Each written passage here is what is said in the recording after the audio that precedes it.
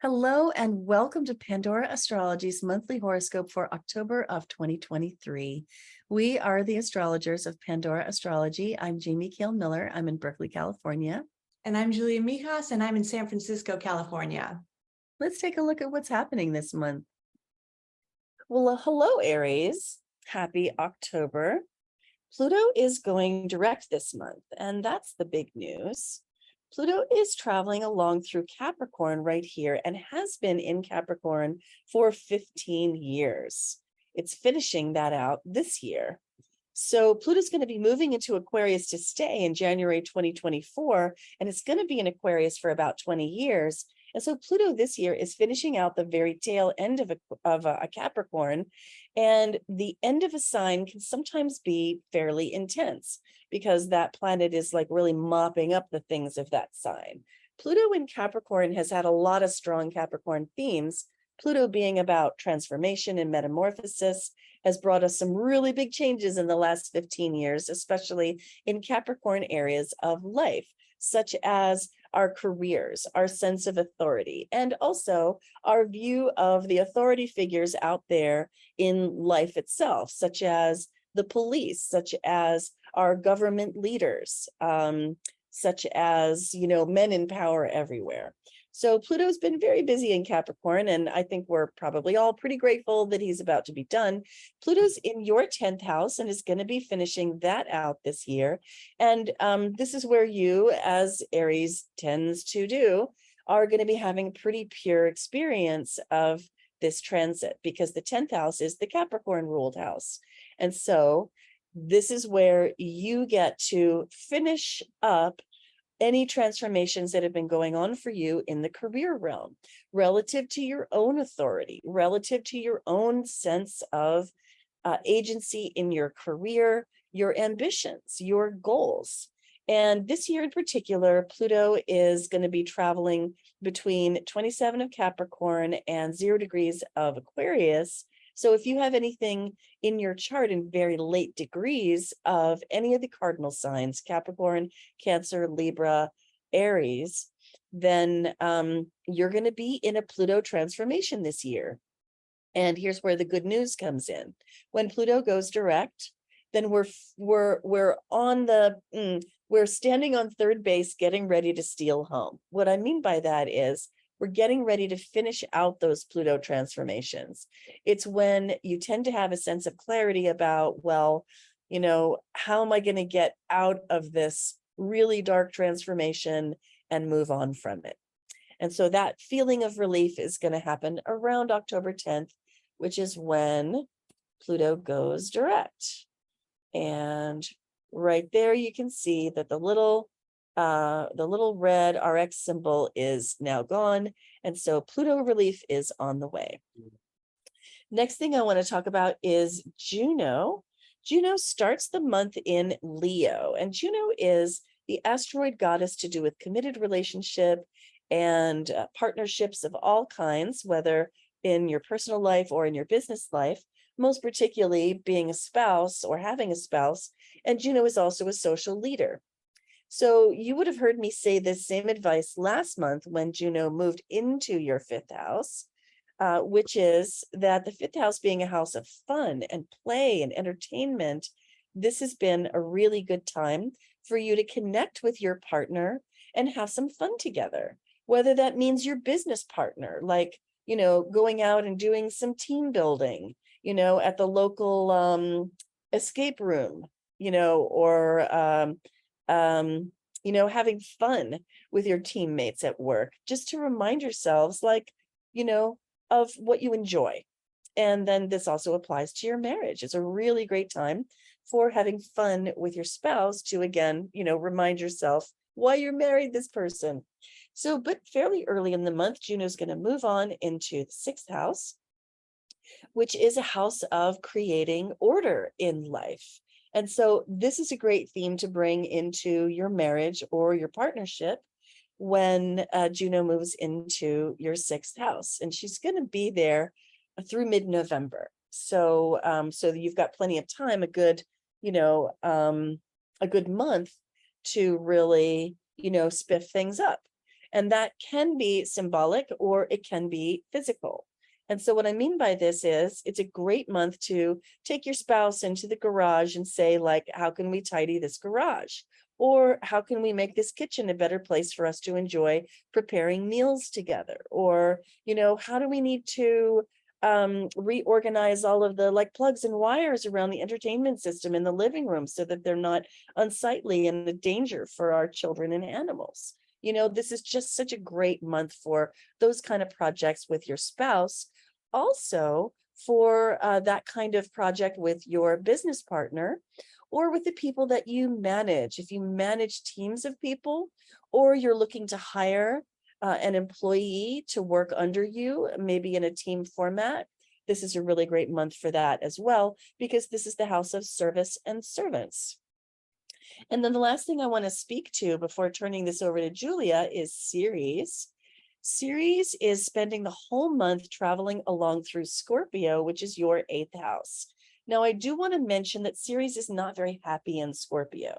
Scorpio is the sign opposite to the one that Ceres rules, and that's Taurus. And so Ceres finds herself in alien territory as long as she's traveling through Scorpio. And again, double for you, Aries. This applies to your 8th house as well. Ceres is all about what is mine? What do I know that I have? What do I know that I own?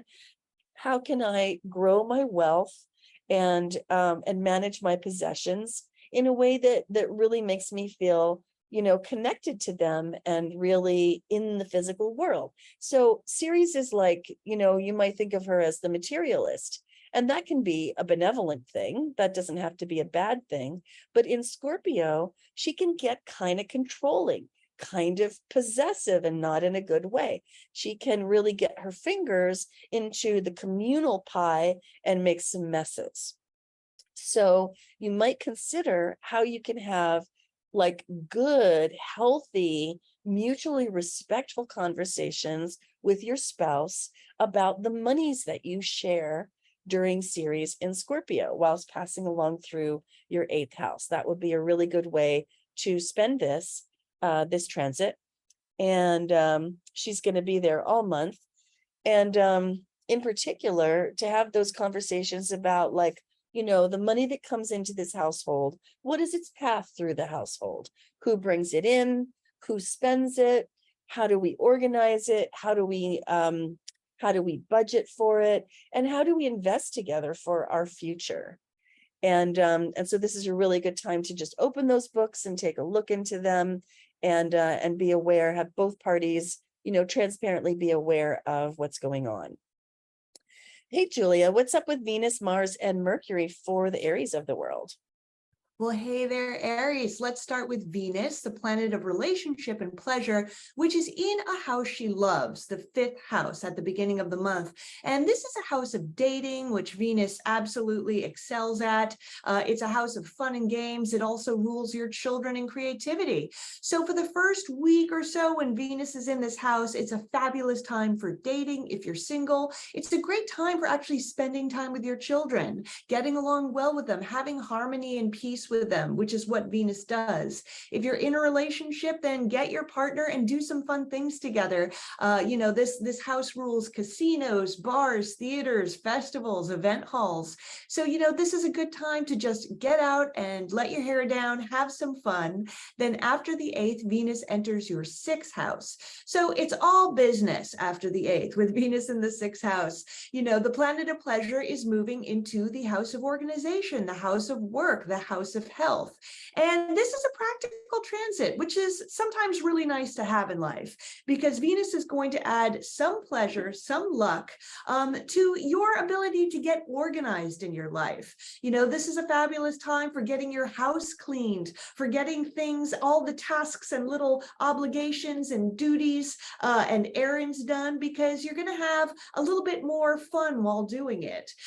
Venus in the 6th is also a great time at your job. Getting along well with people at your job. So definitely make the most of this transit. And with Venus in the 6, you might want to indulge a little bit on that diet because our eating habits are ruled by the 6, and Venus is an indulgent planet. So that's the only challenge of Venus in the 6th house in terms of a health perspective. But it would be a fabulous time for getting some beauty routines and rituals done as well. Now, I know. And Mars, our next planet, your ruling planet, starts the month in your 7th house. Now, Mars is an active planet. It's energetic, it's driven, but it's also prone to flare-ups. And the 7th house is your romantic relationship.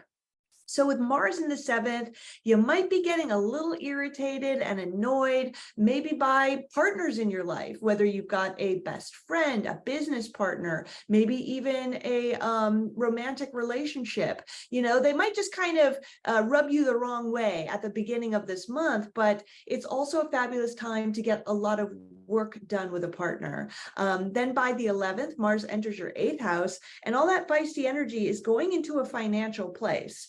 So, you're going to kind of start off this fall, really driven to try to make more money in your life. Maybe you want to open up a credit card, so that you have a bigger line of credit. If you do around this time, you might get denied despite your credit rating. Or maybe something happens to your credit rating. You get a little unexpected, shake to it with Mars in the 8th house. It's a very good time for researching and learning more about how you can kind of create more security and growth with your shared finances. So that can include investments, your partner's income, mortgages, loans, etc. But it doesn't necessarily bring the greatest luck to that stuff. So this is a good time for just a lot of research and a lot of learning. Mars in the 8th house can also sometimes mean some conflicts and flare-ups over money as well, maybe with the people close to you, or maybe, like I mentioned, an institution, just something doesn't quite go your way in terms of maybe credit cards or applying for a mortgage or loan, for example. And then finally, Mercury, the planet of communication and mentation, starts off the month in the 6th house. So Mercury is bringing a little bit of order to your mind for the first 4 days of the month while it's in the 6th, really having your mind on your health. A good time for the first few days of the month to start thinking about health routines. And then when Venus comes into this house on the 8th, it's a great time for implementing them. Then by the 4th, Mercury enters that 7th house, joining Mars there for a few days. And Mercury in the 7th means that it's, going to be a good time for hiring contractors, especially people if you need to get advice from someone. However, the best time will be when Mars moves out of the 7th. So I'd say after the 11th, while Mercury's in there and Mars is long gone, fabulous time for hiring a contractor or anybody for advice, a lawyer, a doctor, a marketing consultant, all good. Now, the 19th is a very important day because Mercury will be directly conjoined the sun. We call that Greater Epiphany Day. It's a time of insights and revelations, and it happens in your 7th house. So you could be having some insights about a contractor in your life. Maybe you realize, oh, I need to hire someone for this for a little bit of help. Or maybe I need to get a second opinion from this person. It's a great time for insights into your romantic relationship or any other partnerships that you do have in your life. Hi, Jamie here. Horoscopes and moon videos are fun, but they don't go very deep, really. If you want depth and personal clues, you'll want to join our monthly live workshop where you can talk with a real astrologer about your own chart. This month's topic is undergoing Pluto transformations with power and grace. Because Pluto transits feel like a long, dark night of the soul, and psychological death and rebirth is hard for all of us. In the workshop, I'll explain how to navigate these biggest of all life's changes smoothly. This workshop is expressly for our Demigod Patreon subscribers who pay only $15 a month for access to live events like this one. It's easy to sign up at the Patreon link in the description below. I'd love to see you there. Now let's get back to the video. Well, it's eclipse season. Yep, it's time for us to deal with eclipses, which are never fun, but, certainly do teach us a lot of good stuff. Eclipses show us our shadow, which we don't like to look at every day. But when we're forced to look at our shadow, we can find that that we become empowered by that. Well, Aries, it's eclipse season. It happens every 6 months. It's not easy or fun, but it will show us some stuff that we were unaware of. And I would argue with you that there is benefit to that. This particular eclipse season has two eclipses in it, a solar eclipse followed by a lunar eclipse, and that's pretty normal, two eclipses like that. The first one is a solar eclipse in Libra happening right here on October 14th. It lands in your 7th house. Now, eclipses show us our shadow, and I know you've heard me say this before. They show us that stuff that we would rather put behind us, that we don't like to look at every day. Solar eclipses in particular show us our shadow through our behavior, through our actions. So sometimes, especially if you don't know an eclipse is coming, you might behave some way that's, you might behave badly in a way that just reveals to the world and puts on display something about you that you just don't want to look at. This particular one, being in Libra, is going to bring up relationship themes. We're calling this one Stop Placating, Honesty Heals. And the reason for that is because this is a south node eclipse. The eclipsed sun is hanging out with a south node, which means it's a releasing eclipse, and that you're likely to show bad behavior that you really should let go of. And so this is your chance to see that bad behavior for what it is, perhaps in the mirror of your partnership, and then to let go of that bad behavior and maybe the shadow material within you that is kind of binding you to it. So in this case, because again, this eclipse is in Libra, we are speculating that this behavior might be placating behavior. It might be like where you lean a little bit too much into the relationship, you kind of lose your center, you try too hard to be careful of your partner, be fair with your partner, and it certainly could be this way because you are Aries and this lands in your house of partnership.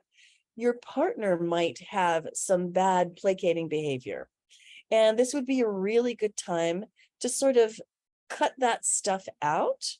And what I mean by that is if your partner behaves in a way towards you that is placating, it might be because your partner fears you.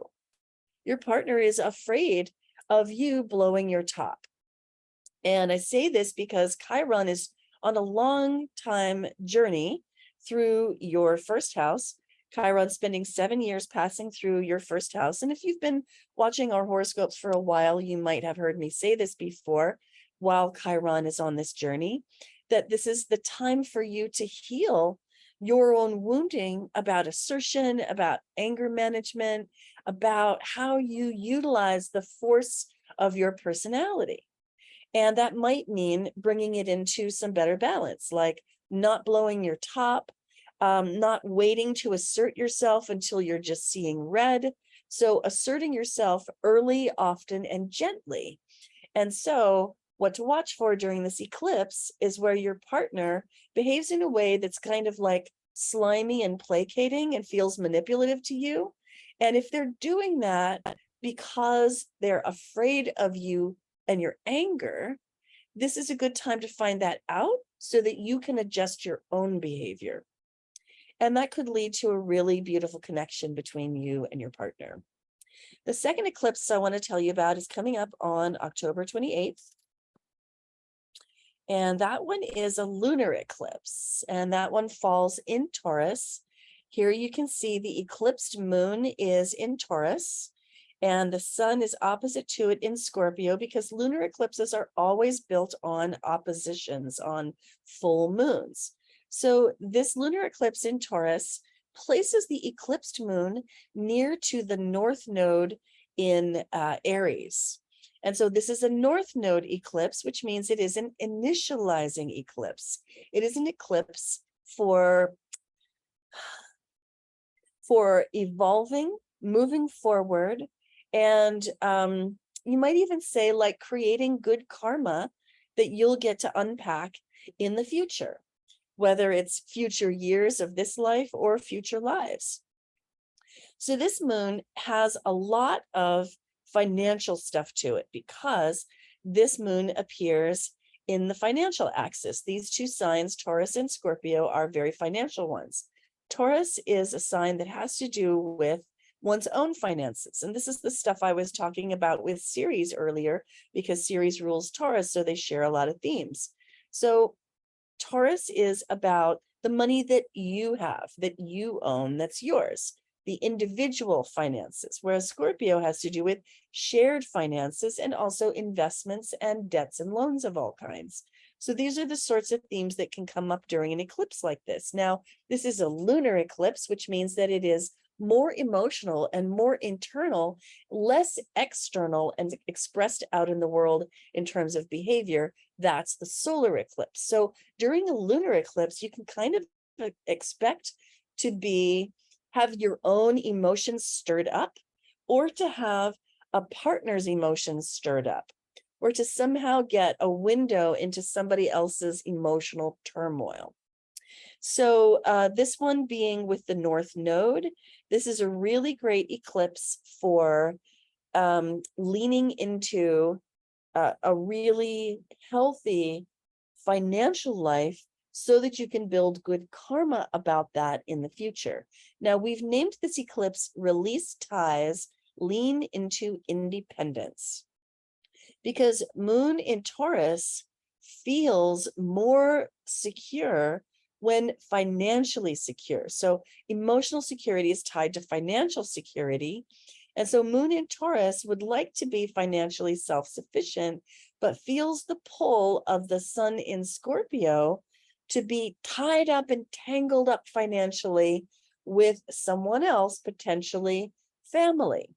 So this is a really good moon for taking a healthy step forward into a future where you are more financially independent and standing on your own, and where you've let go of entanglements, maybe by aggressively paying off debt, maybe by, if you're entering adulthood, like declaring to your family that you're going to support yourself now, and that you don't need their money, you don't need their support. And, you may not also need the emotional ties that come with that, but you don't have to tell them that.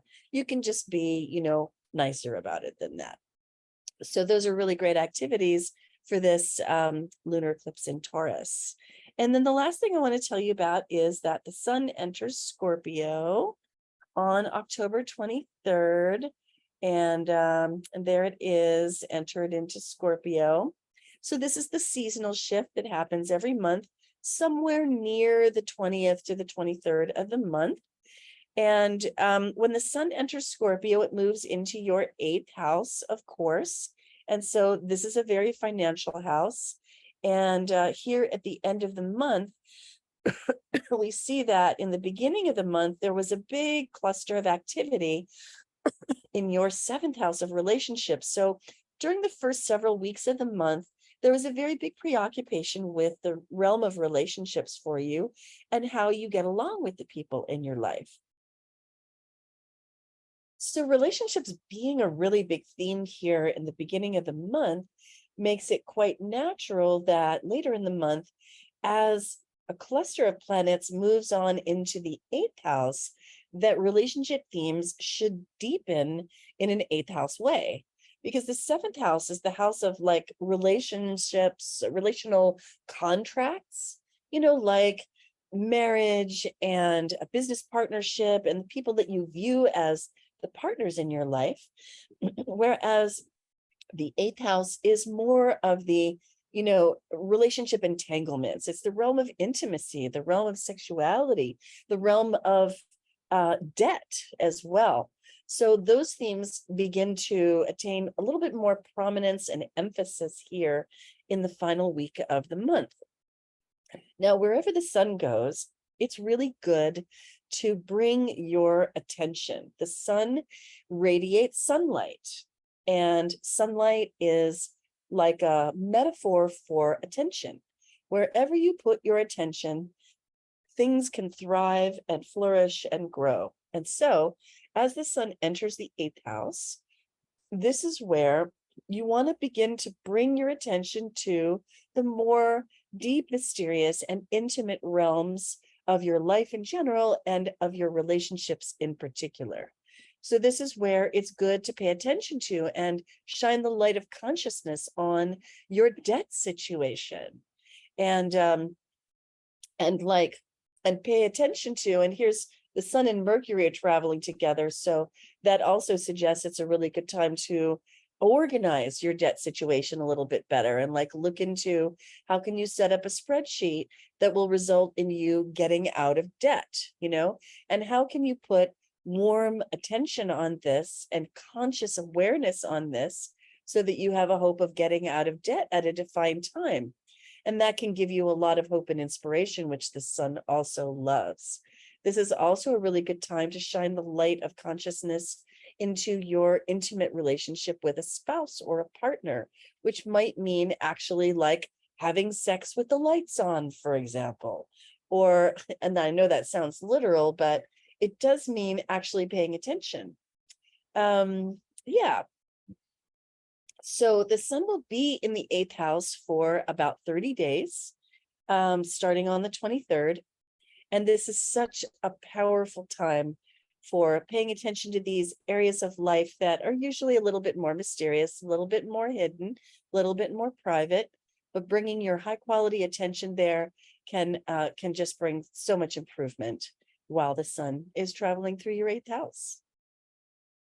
Well, that's all for today. If you love Pandora Astrology's free and informative horoscopes, then please do hit that like button, subscribe to our channel, and share our horoscopes with your friends. You can find out so much more about how this month's transits affect you in very personal timing in our monthly Patreon workshops. Find the link in the description below to get started. And until next time, we'll see you around the cosmos. Bye-bye.